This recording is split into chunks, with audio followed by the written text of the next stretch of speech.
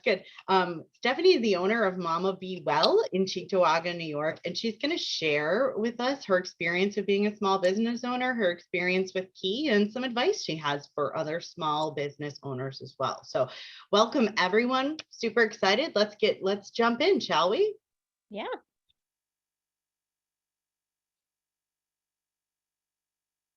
I think we can skip this slide. Oh, jumping right into mine, I think. Bonnie, you were on mute. I don't know if we want to talk about the slide that immediately preceded it at all, there we go. Yeah, I apologize. Okay, great. So, welcome to the Keys to Financial Wellness seminar. So, what Key for Women is all about is empowering women-owned businesses to achieve financial success. So part of being part of the Key for Women network is having these free educational seminar series that we're doing, like this one here. We do some pop-up events where we actually go out to places of business, and probably Stephanie and I will talk a little bit about that later. Making sure that we're highlighting client success stories and providing a resource not only for information, but for networking. So a lot of women-owned businesses, we have a lot of the same situations, issues, challenges. So it's a great opportunity to network and learn more about each other's businesses. So with that, Lindsay, I'll turn it over to you. Perfection. So I think one of the things that we like to think about at Boulder, so Boulder is a nonprofit organization that's focused on helping entrepreneurs and investors and founders of companies of all sizes to make sure that they're taking care of themselves mentally, physically, financially. And so naturally for us, we're always very excited to be partnered with Key and the Key for Women initiative, because one of those keys to health overall is financial wellness. If we are not healthy financially, lots of other things have a tendency to fall apart in our lives. And so when we think about the schema of that, first and foremost, it's understanding. We have to know where we are so that we can create a plan for where we are going and where we ultimately want to be. And so that starts with knowing right where you stand and understanding your personal financial situation and how that also rolls into and impacts and is impacted by your business situation. So the next step, and what we're really going to focus on this session here today, is planning.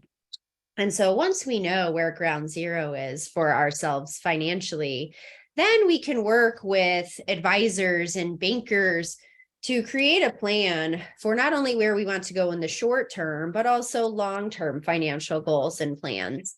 And then naturally, next session, we're going to talk about execution of that and checking in to make sure that we're hitting the milestones and goalposts that we need to be hitting along the way.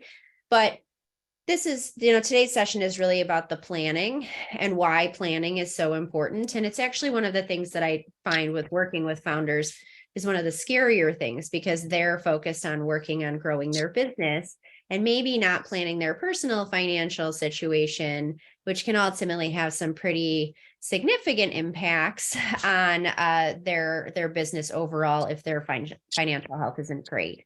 So why don't we go on to the next slide? And so what is financial wellness?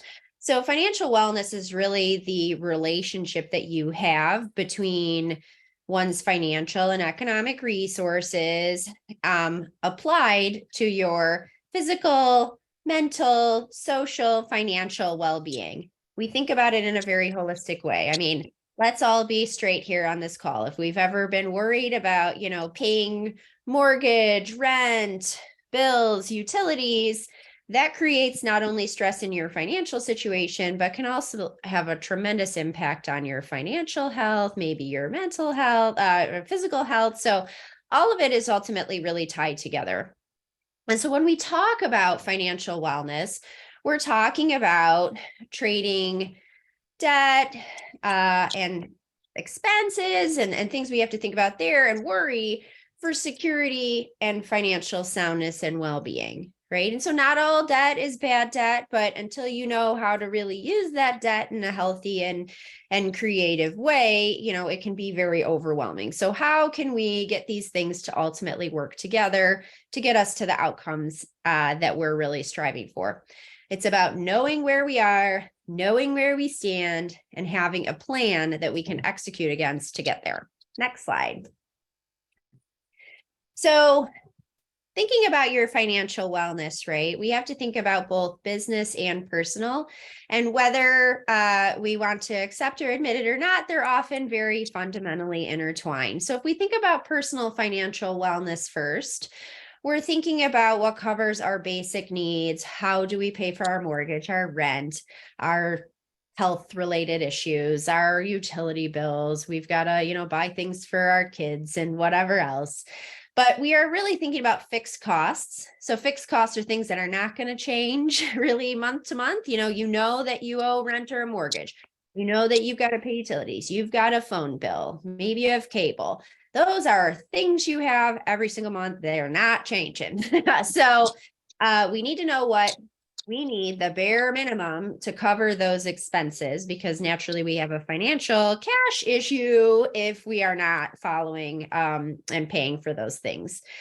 Flex costs really include everything else. So you want to go to the movies, you want to go to a nice dinner, those are flex costs, but those are important things. They're part of our social well-being. It's important to get out. It's important to socialize. It's important to be able to go and have a dinner with friends, colleagues, whatever, and not worry about that you're not going to be able to pay your mortgage because you paid for a dinner, right? So we need to think about how those things all interplay.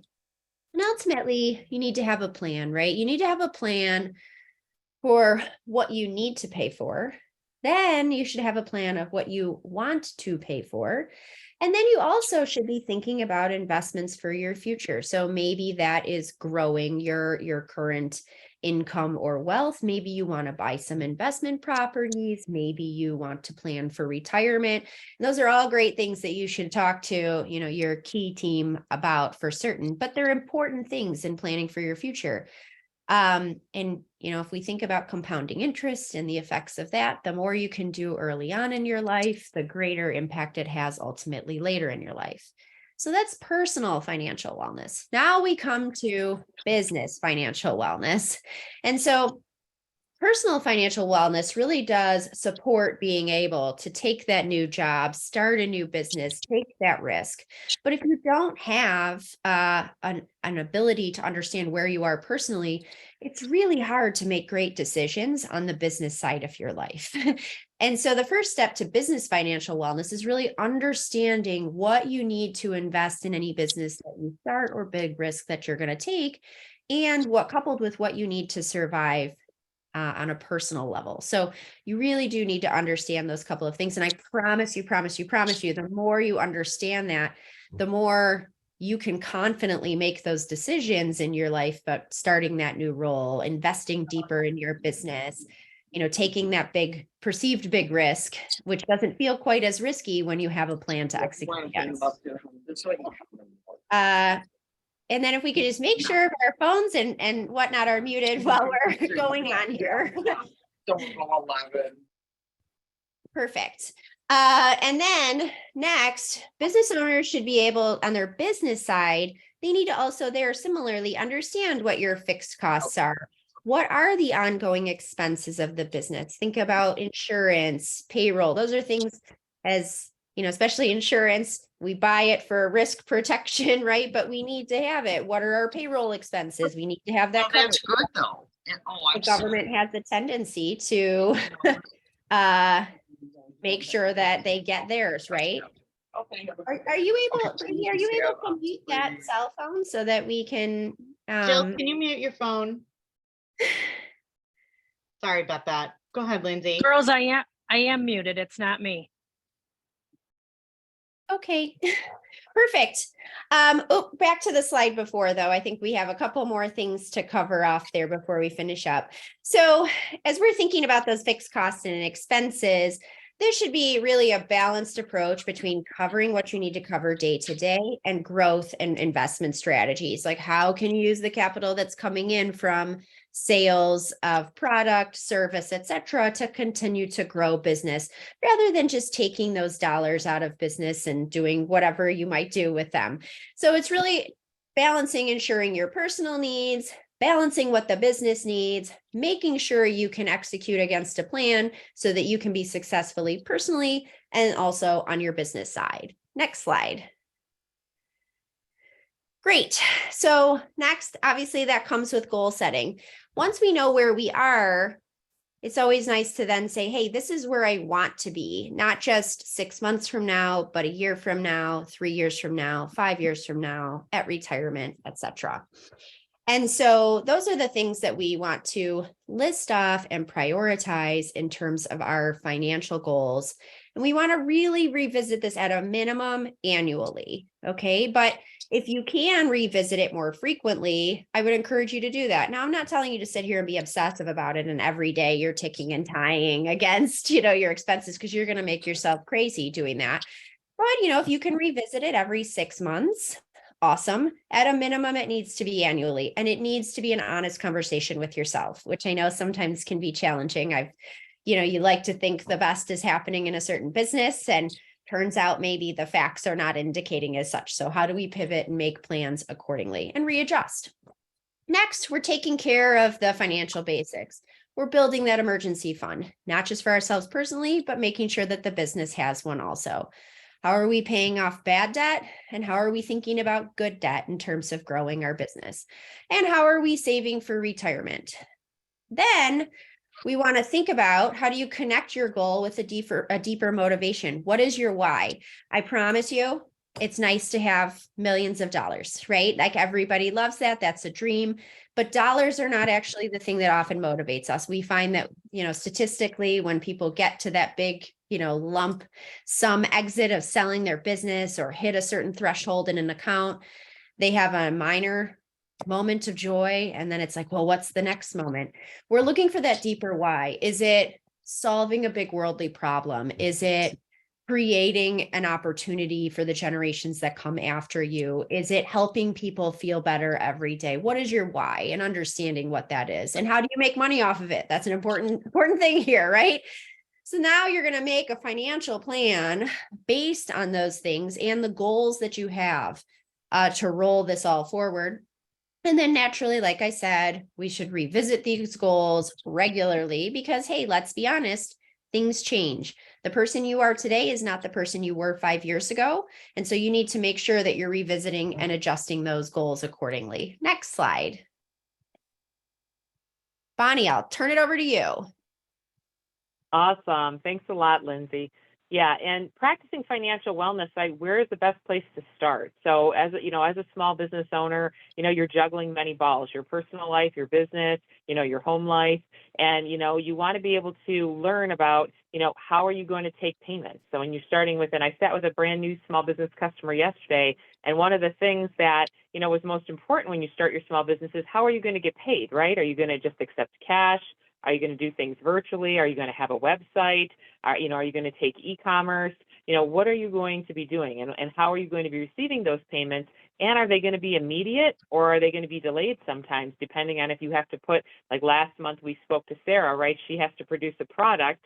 And when she produces her product, it doesn't automatically sell right away. So you have to be thinking about that stream of where the money is coming in from all the time. And working with a banker, it's very important that you get a relationship set up right in the beginning with a banker. Find someone that you're comfortable working with, somebody that you trust, somebody that's going to help guide you. And it's important right away to separate your personal and your small business accounts. A lot of times people, when we start out in small business, they just put everything through their personal account.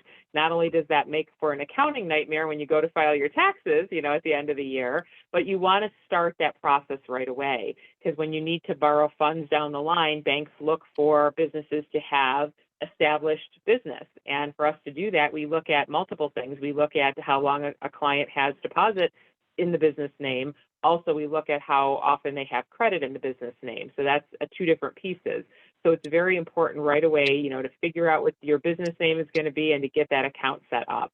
And, we have lots of folks at the bank that are happy to help with all of those steps along the way. Randy, let's go to the next slide. So there really are some fundamentals, and we talked about, how we're going to make and take payments.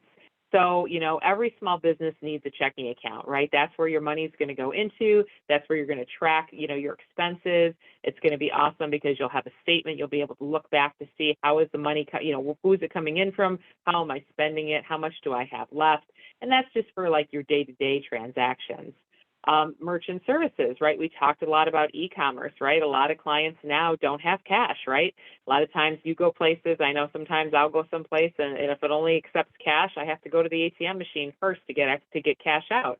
So, we offer a lot of great solutions for customers to be able to accept payments and whether they want to accept them at, swiping a debit card, swiping a credit card, or again, in the case that we might have a store or something that we're selling online or a service that we're selling online, maybe we want to set up an auto debit if it's an ongoing service. Maybe we want to be able to set up a website where somebody can make a purchase online and have something shipped to their home. So that's something super important that we have to think about. And then the third thing is how we're actually going to make payments. So a lot of times with the checking account, you have a debit card so that you can make payments right away.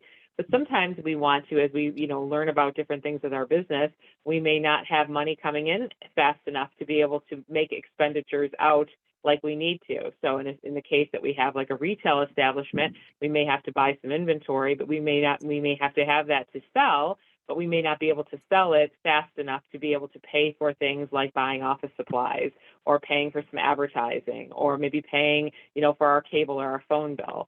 So a credit card is a great way to set up that and establish it just like we would in our personal accounts, right? Use that credit card to make purchases we're planning on paying off in the next 30 days. All right, Brandy, with that, we'll go to the next slide. All right, so now the best part of the whole webinar is when we actually get to recognize and showcase one of our small business owners. So I wanted to thank everybody, for attending today. And our special guest today is KeyBank customer Stephanie Ladowick, who owns Mama Be Well in Cheektowaga, New York, and Happy Hormones Nutrition and Wellness.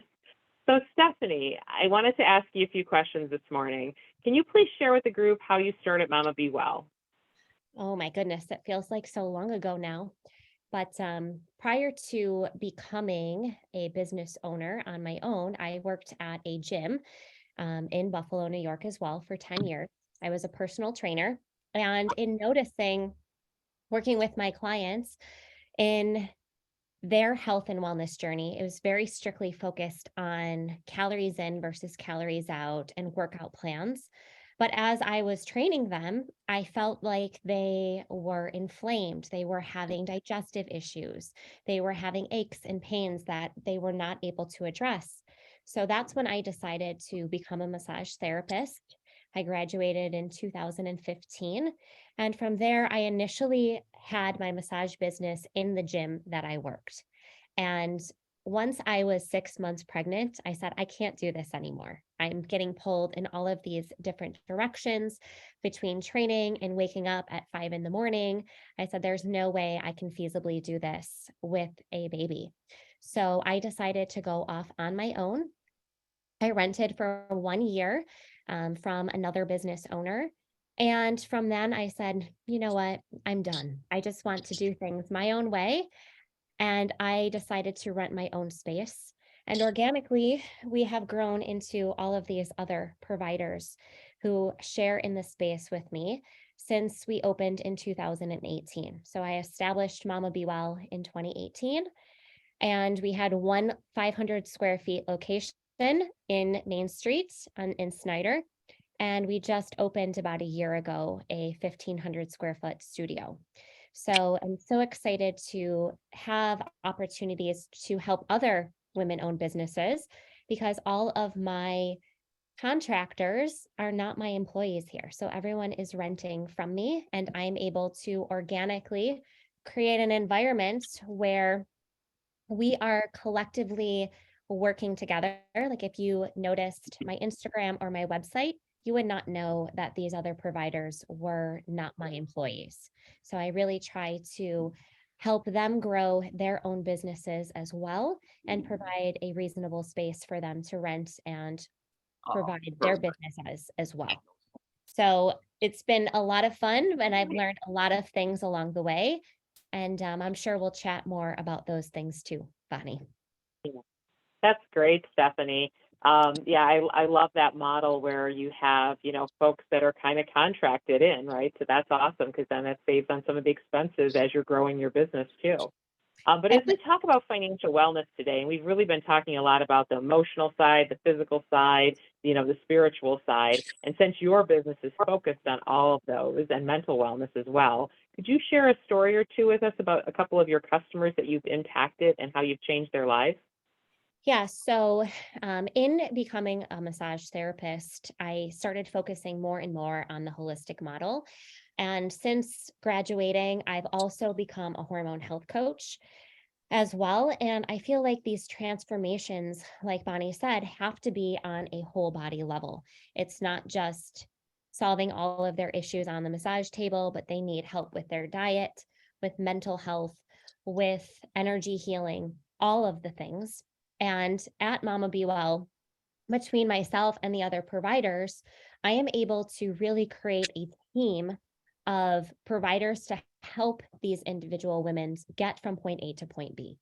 And one example I can share of that, I had a wonderful client named Laura, and she started to work with me because she went to 5 different doctors for GI distress issues that she was having. Constant stomach upsets. She had migraines. She had really atrocious periods every month. She had a slew of things going on. And we worked with various protocols, especially around gut health, to get her back to a place where she was no longer bloated. She was no longer having like these major GI attacks. And she was in a really comfortable place. But then we noticed when a particular person came back into her life, all of these symptoms would come back. And I said, this is no longer something that is strictly health related on a physical level. There's a mental component to this, and it's triggered by stress. So, what I like to do with her and with other clients that we work with is we pair them with the ability to get mental health counseling. They do energy healing, yoga classes, and we started to integrate her into therapy and some of our energy healing, and all of her symptoms went away. So she went from this serious fight or flight mode to being really healthy and glowing and vibrant, which for her, it was just such a wonderful transformation to see because it wasn't just about weight loss or having a better cycle or less inflammation. It was really that big whole picture of wellness. That's awesome, Stephanie. I love that story about Laura. And, that's true, right? Everything interrelates. So everything, we're always, one choice away from a different outcome. And so getting hooked up with the right folks is really important to changing our overall well-being. How does KeyBank help play a role with your business? Oh my goodness. So Sassy down there, Mhm, Miss Jill, her and I have known each other outside of KeyBank for quite some time. And when I decided to start my business, I, like many other people, was like, okay, I'm going to do this all out of my personal bank accounts, which was a big no-no. So as soon as I formed the LLC, I said, I know I need to get a separate business bank account. And I met with Jill, and she has been so phenomenal in helping me the last 4 years now with all of my business banking needs. We have looked into point of sale systems. She has invited me to the Key for Women networking events, which have been huge in meeting other women in, the business space that are other entrepreneurs. And I love so many of the women that I meet. I actually have a few of their products now in my studio that I either retail or utilize during some of my treatments. And it's also been wonderful to collaborate them on a client relationship as well. So some of these women I've actually worked with hormone coaching or with massage or yoga. So it really does foster that community as well. And recently, in August of last year, I decided to form a second business, Happy Hormones Nutrition and Wellness, which is going to be a hormone balancing meal prep company that I felt my clients needed in order for them to be able to find the types of foods that I was suggesting to them all of the time. There was really nothing like that. So, of course, I have my business partner and I once again meet with Jill to set up all of my accounting there. And it's wonderful to be able to integrate my business partner with Jill. She has the same relationship with Jill that I do. It's very personal. And if I ever have questions on a transaction, or I need checks orders, or I need something notarized, I know that Jill is a quick phone call away and she'll have an answer with me within a few minutes. And I was recently overseas. I was in Africa last week teaching a yoga retreat with one of my colleagues, and her KeyBank account is also opened by Jill. I text Jill and I was like, hey girl, her account got shut off. Can you help me? And it literally was a Sunday evening. And Jill was like, I got you, girl. No problem.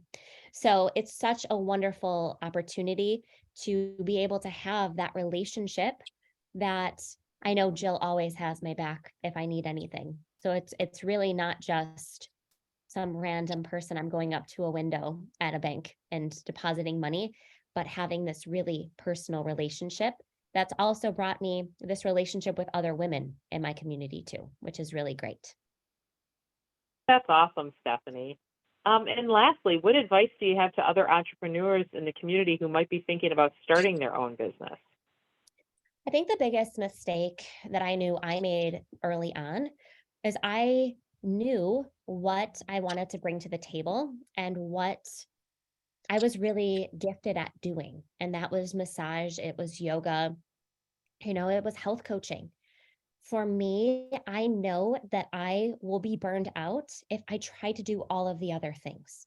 So, in terms of my social media, in terms of my banking, in terms of my financing, it is so wonderful to be able to hire out or have relationships with people who are excelling at those things. I am not in finance. I'm not a banker. I'm not a bookkeeper. And as my business grew, I knew that in order to keep going at the pace that I was going and to be successful, I needed to outsource a lot of those duties and those things that I, again, am not as gifted in, and letting other people shine and then trust that they are doing their job to benefit me. And it is really a collaboration so that I'm not doing it all. Because as entrepreneurs, it's like we are the ones who are cleaning up our rooms and taking out the garbage and sometimes answering the phone and dealing with clients. And there's so many things other than me just massaging or health coaching that I'm also responsible for. So it can become very overwhelming in a short period of time if you don't start outsourcing some of these things to other people and trusting that they're going to do the job that you would do, potentially even better. That's awesome, Stephanie. Thank you so much for sharing your story and for, talking about your passion and how you've made it a reality. Now I want to open it up to any questions that might be there. So you can certainly chat in the chat box or just unmute yourself and feel free to ask a question to any of the presenters. So Brandy, I'll let you run the Q&A. I don't know if there's anything in the chat box at all. There's nothing in the chat yet. Yep, nothing in the chat yet. Anybody who wants to ask anything of Stephanie? She shared so much good information. So I'll ask one. In terms, Stephanie, thank you for all of that, and 100% appreciate that everything is sort of interconnected in our lives. What do you do to kind of protect yourself when you're thinking about being pulled in a million different directions beyond just asking for help in the finance side and maybe some of the other facets of your business? How do you think about your wellness and running your business? One word: boundaries. Lots and lots of boundaries. I feel that the one big thing that I realized probably 5 years into massage was that I never gave myself a lunch break. It's like, why? I need to sit down and eat and take time to go to the bathroom and check my phone and do all of the things, as opposed to constantly going and working and being with people. And I've also now having a son who's now 3 years old. When I go home, I'm done.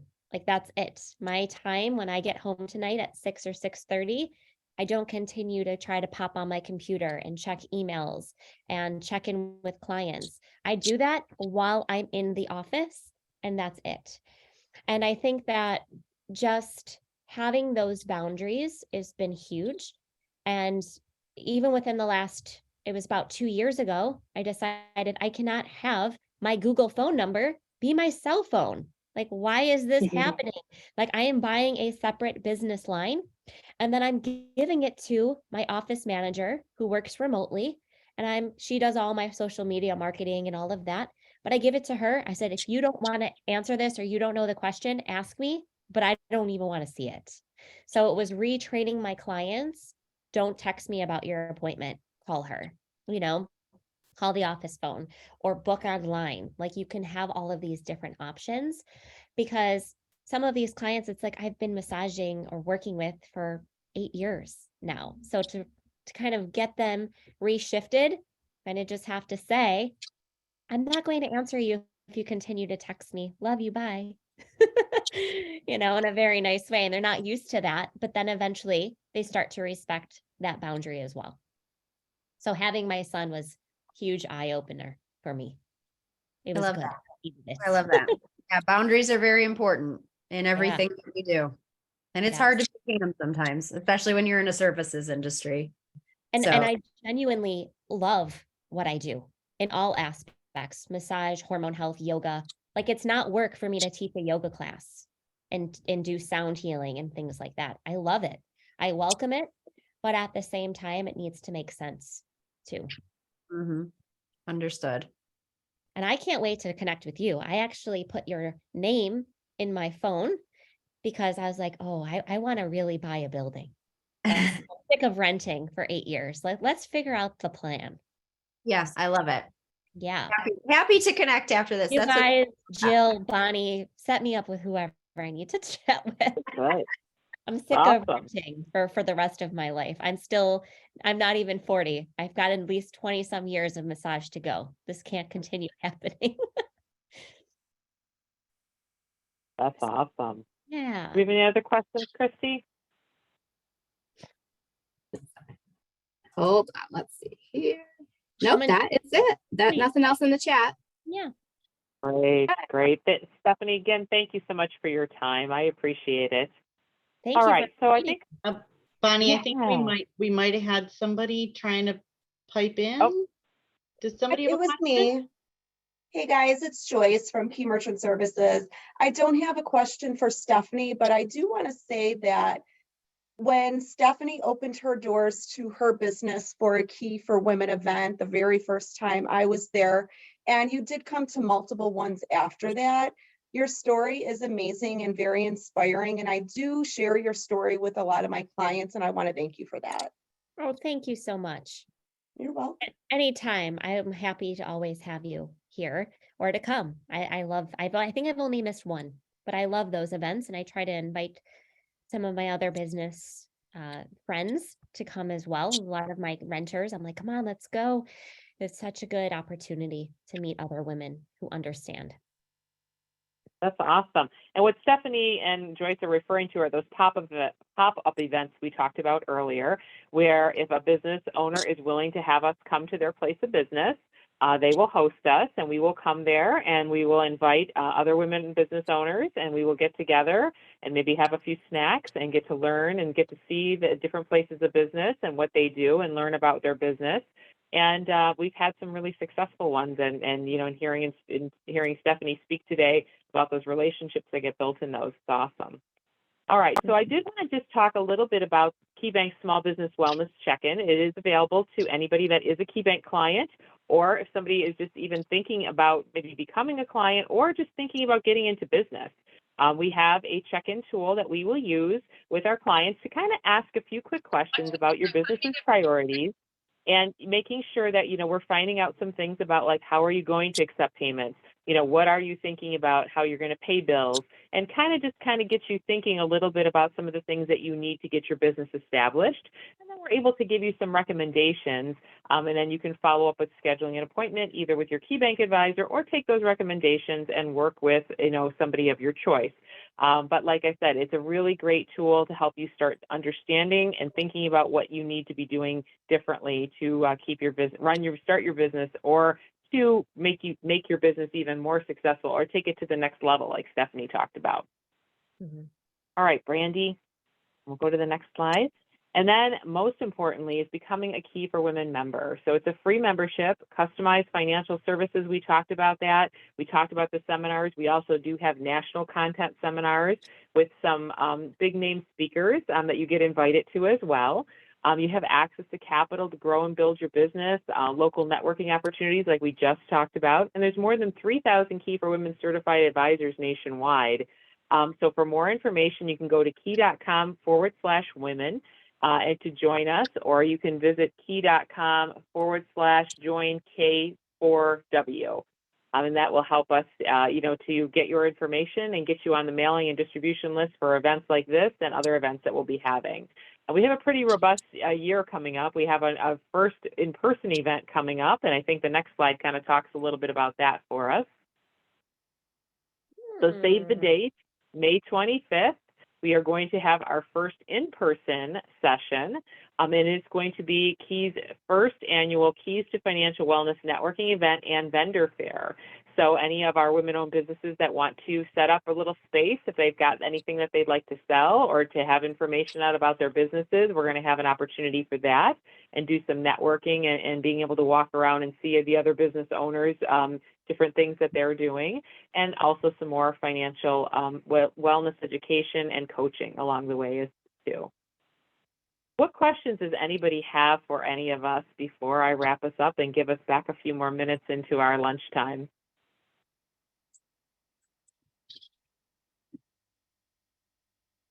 All right, well, I thank everybody for your time and attendance today. Hopefully you learned a lot, and we look forward to having you attend the next session. Thank you, everyone. Have a great day. Hi, everybody. Have a great day, everybody.